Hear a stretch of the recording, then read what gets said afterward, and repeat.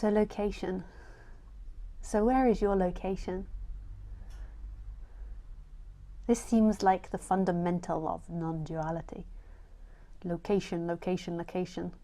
That's what some people like about housing as well. It's all about location, isn't it? Ah, you see?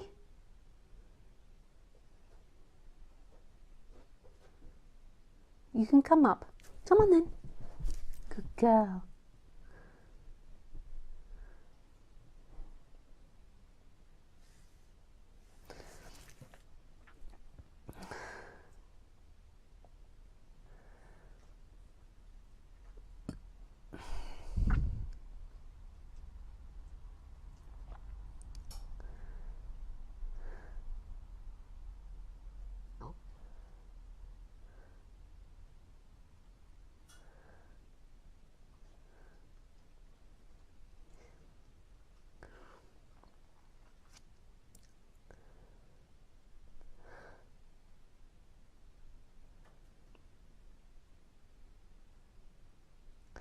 So who is it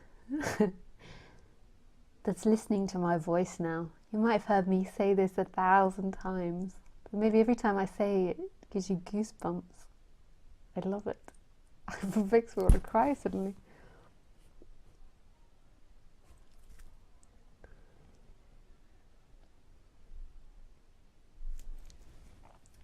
So who's looking out of your eyes?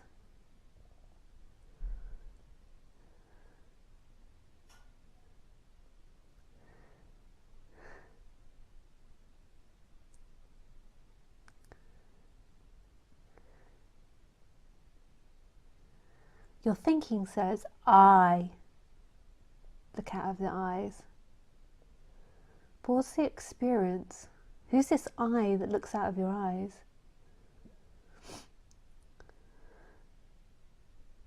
Who looks out of your eyes? So most people think of this I as their name, their history, their emotional reactions, their behaviors, their relationships with other people, what they have or haven't done, what they own, what they do, their behavior.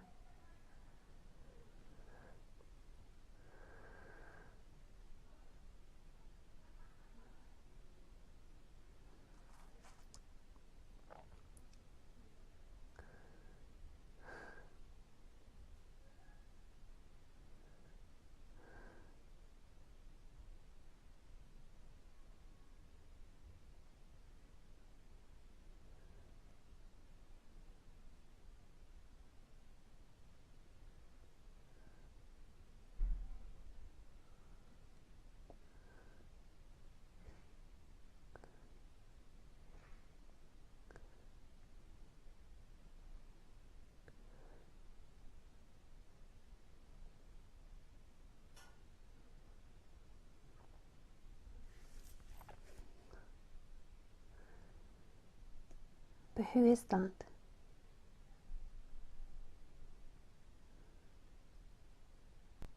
Right here, right now, in your direct experience, who looks out of your eyes? Just for a moment, stop looking for the answer in thought. Look for it in experience. And who hears my voice and sees my face in this direct experience? Is there actually somebody listening to me? Is there actually somebody seeing me? And what I mean by that somebody is who you think you are. What's left beyond your thoughts that's always been there since birth, even prior to birth, but you can't normally remember prior to birth? This intimate sense of being. So when I say there is nobody, that can sound too harsh sometimes, and you want to annihilate all parts of yourself, but I'm not trying to annihilate that intimate sense of being that which is so close it's always overlooked. The sense of this aliveness that's looking out at itself. It's not even looking out at itself because it's not located inside the body, it's just that's the experience it gives. Consciousness, the looking, is actually in all things. Consciousness is in everything. It doesn't belong inside of the brain. Even scientists suspect this now. The consciousness is in all things. It's just consciousness is looking from a particular angle at the moment. It's looking from the human of Lisa in this experience, but it's looking from that human there. So this subject isn't so much about you and healing you and fixing you, it's what's beyond you. But when that person is really dense, and sometimes it can go in and out of being really dense, then work on the you. There's nothing wrong with working on the you. It's not going to keep you in the story or hurt you in any way. It's like working to get more money, or working to have a nice environment for your kids, or working on a book or a creative project. It's just helping expanding the ideas and the belief and the neural pathways of the person. If the person's really unhappy, in no way am I suggesting sit on the couch and stay unhappy. In fact, I think that looking at the person and looking at those suffering dynamics can settle that person, and it's more possible to hear non-duality. If your focus is on this tight, contracted energy and suffering, then there's no possibility of hearing that you're this alive presence. You're this infinite space. Because the person, when it's suffering, it just takes everything for itself. Like the suffering person is very greedy, it wants everything for itself, and that greediness is what makes it so tight and small. As the suffering self or the person becomes less greedy, it gives more. And in that giving, it's open. It's ready, it's alive. It's vibrant. Sometimes the collapse of self can happen from deep suffering, but more often than not, especially when I'm working with people, I feel like it's better to work with what's there, and if the person's suffering, just deal slowly with the personal suffering, and then also listen to non-duality. But don't try to heal the personal suffering with non-duality. That's like trying to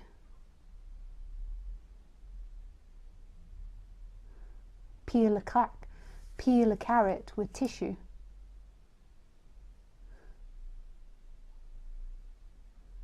Or trying to eat your carrot with your foot. It's like non-duality is beyond that, beyond the person. Non-duality is beyond pleasure and pain, beyond feeling good or bad about something, or being enlightened or not enlightened. It's about the stillness and silence of being.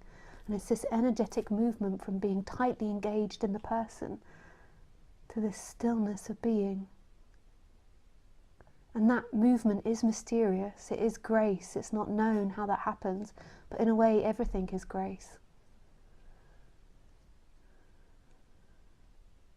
And so now, after years and years of working with people, I think for the person the best thing to do is work on the personal dynamics, iron out the kinks. Not as a goal to get anywhere, but just like you clean your house. What I've noticed a lot, especially with extreme non-duality, is what it can attract is people that are depressed or have had a trauma. And then people use non-duality, that there is nobody, that you can't get to non-duality, as an excuse to stay in that, as an excuse to stay in bed, to stay on the sofa, to change nothing, to stay afraid of life. And it's almost like it becomes like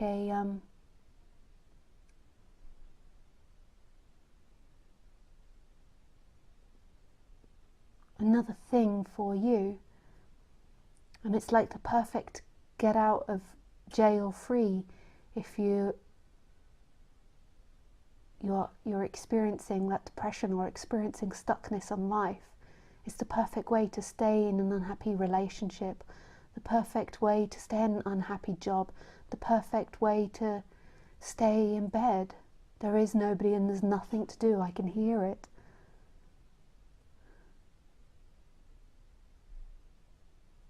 And sometimes everybody can go through that stage with the listening to non-duality.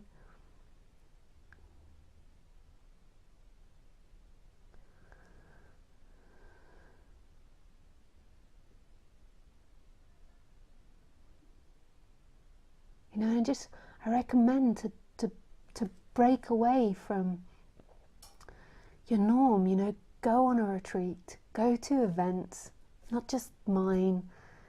Meet other people in non-duality. Speak to people about it.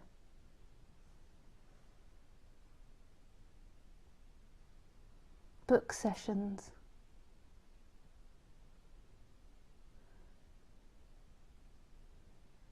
But do something, change the way you are. You don't have to believe that there's nothing to be done. That's an idea. It's a very limiting idea. And that works perfectly with when you're feeling depressed or low energy or exhausted. And everyone can hear this. Everyone can hear non-duality because it's who you are. And everyone can have a happier, more open life. It's just currently I feel like a lot of people are unhappy because our society is conditioning us in a very bizarre way. I feel like our society isn't supportive of being who you truly are on the human level and expressing yourself on the human level and being creative on that human level. I feel like it's trying to produce workers, and that want to produce workers actually suppresses the natural instinct of the human to work. Like all of us have the urge to be creative, to create and do things. Every one of us. And this is what I like sometimes about some of the more alternative schools, that they follow the child's instinct, they follow the child's creativity,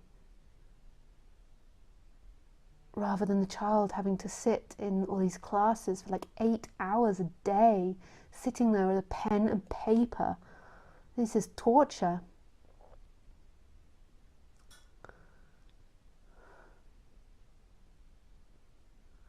And I think in some of the European countries, I don't know about America or Australia or any other country that's listening, but particularly in Europe, I think there's a lot of there is maybe now Montessori schools or Steiner schools which governments are funding.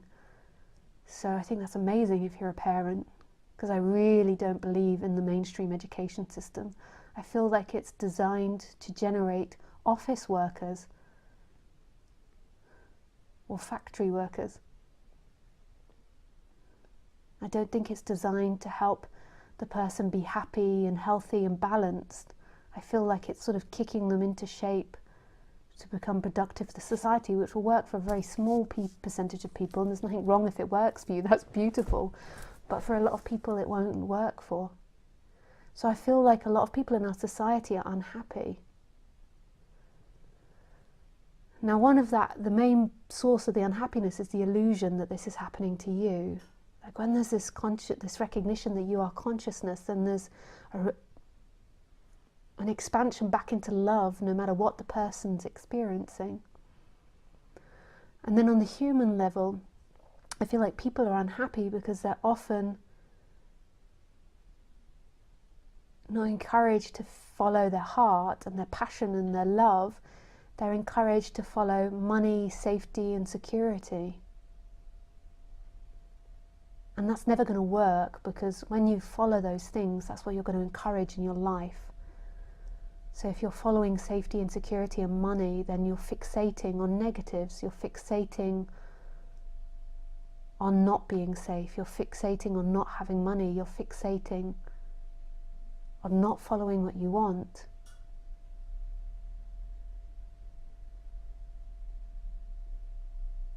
But then also at the same time, if you've got that seeking energy, that deep seeking energy, then there's nothing really in this world that's going to give that to you or give it to you lastingly. Like, all of us should be following our hearts and our passion, but if you're totally removed from the source, then nothing can make you happy. You're always going to be unhappy.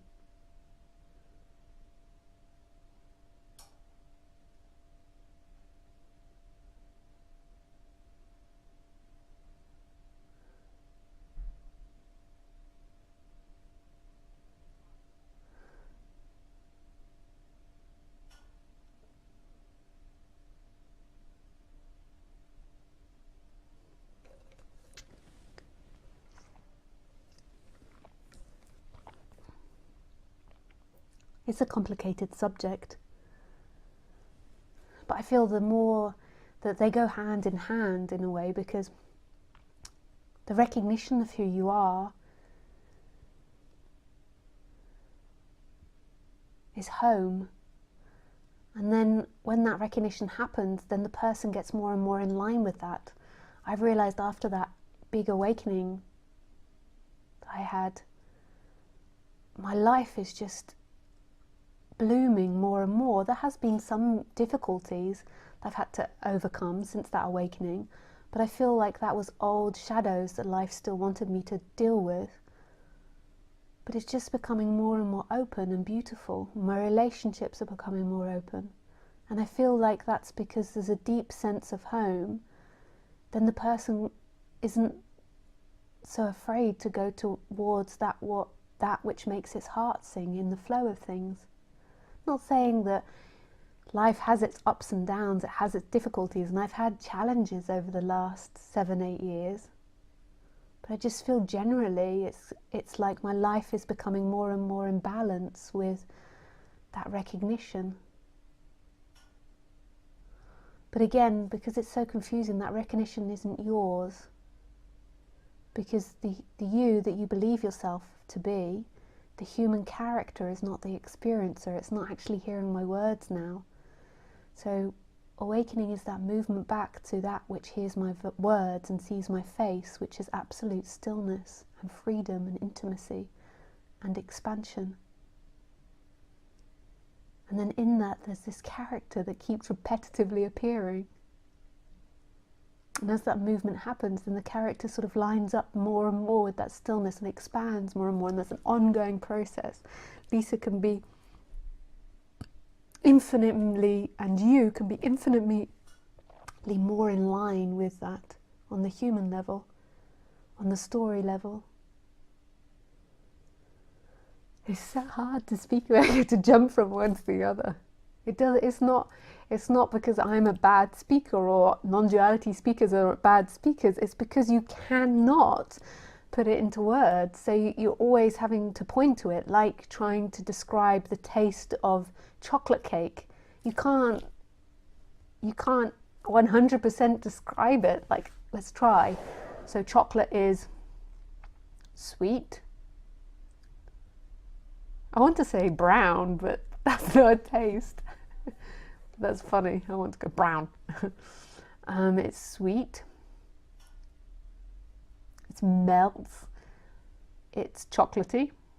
But everyone knows that word. So imagine nobody knows what chocolate is and I have to explain it.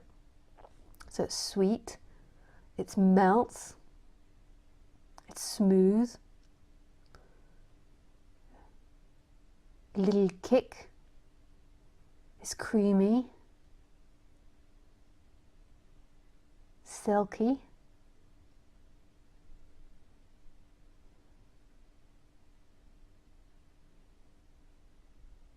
Gosh, it's hard. So you try. Now pick something and explain it to someone. So pick something that someone's never had before, like a fruit that you've had, like a Reese's Pieces. Maybe Reese's Pieces are everywhere now, but when I was at university in America, we didn't have Reese's Pieces in Europe, but I think now we do. So imagine having to describe a Reese's Pieces to someone that's never had it before, or a what are those hairy lychees? We don't really get them in Europe. I love them. Forgot what their name is. Hairy lychees. Or the taste of a snail. In France, they eat snails.